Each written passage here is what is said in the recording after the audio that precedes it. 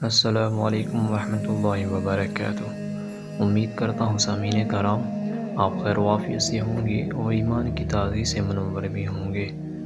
درود اللہ کو پانے کا آسان راستہ۔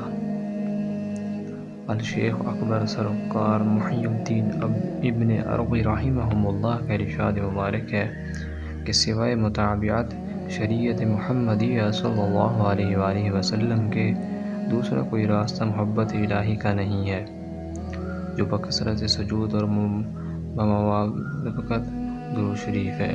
اہل محبت کو چاہیے کہ درود شریف پڑھتے وقت صبر و استقلال سے ہمیشگی کرے تاکہ وقت جاگے اور وہ جان جہان آقا زمین و زمان قوت قدم رنجہ فرمائے اور شرف زیارت سے نوازے۔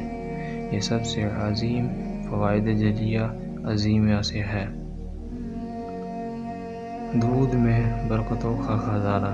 درود شریف مفتاح الابواب، جس نے کریم کا دروازہ کھٹکھٹایا اس کے لیے برکتوں، رحمتوں، مغفرتوں کے دروازے کھل گئے اور وہ کشادہ حال ہو گیا۔ دنیوی کشادگی مراد ہے۔ درود شریف گھروں کی زینت، مجلسوں کی رونق اور دلوں کا چین اور سکون ہے۔ درود شریف کی برکت سے رحمت الہی کا نزول۔ شیخ عبدالحق محدث دہلوی رحمہ اللہ نے اپنی کتاب جذب القلوب میں لکھا ہے کہ احمد بن ابی بکر سے روایت ہے کہ جس کتاب میں حضور صلی اللہ علیہ وآلہ وسلم پر درود لکھا ہوا ہے، جب تک درود لکھا نظر آتا رہے گا لکھنے والے پر اللہ کی رحمت نازل ہوتی رہے گی۔ جس دعا کے اول و آخر درود پڑھا جائے وہ شرف قبولیت پاتی ہے۔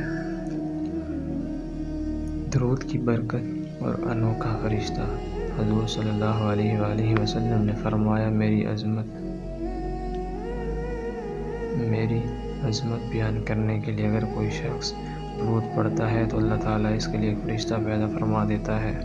وہ فرشتہ عظیم البال وقار ہوتا ہے، اس کا ایک بازو مشرق اور دوسرا مغرب تک پھیلا ہوا ہے، اس کے قدم 7ویں زمین کی تہہ پر ہوتے ہیں، اس کی گردش عرش کے چھو رہی ہوتی ہے۔ اللہ تعالیٰ اس فرشتے کو حکم دیتا ہے، جس طرح میرا یہ بندہ میرے محبوب پر درود پڑھ رہا ہے تو بھی اس کے لیے اس قدر رحمت طلب کرتا رہے۔ حضور صلی اللہ علیہ وآلہ وسلم نے فرمایا، مجھ پر درود پڑھنے والے پل صراط پر پہنچیں گے تو ان کے آگے درود شریف کے انوار راستہ روشن کرتے رہیں گے، جنت میں ان کے محلات تیار ہوں گے۔ ناظرین کرام، درود شریف لازمی پڑھا کریں، کم از کم دن میں 1000 مرتبہ درود شریف لازمی پڑھا کیجیے تاکہ اس کے معجزے آپ اپنی زندگیوں میں دیکھیں۔ باقی آپ مجھے اپنی دعاؤں میں یاد رکھیے گا۔ مجھے اجازت دیجیے۔ اللہ حافظ۔ جزاک اللہ خیرا۔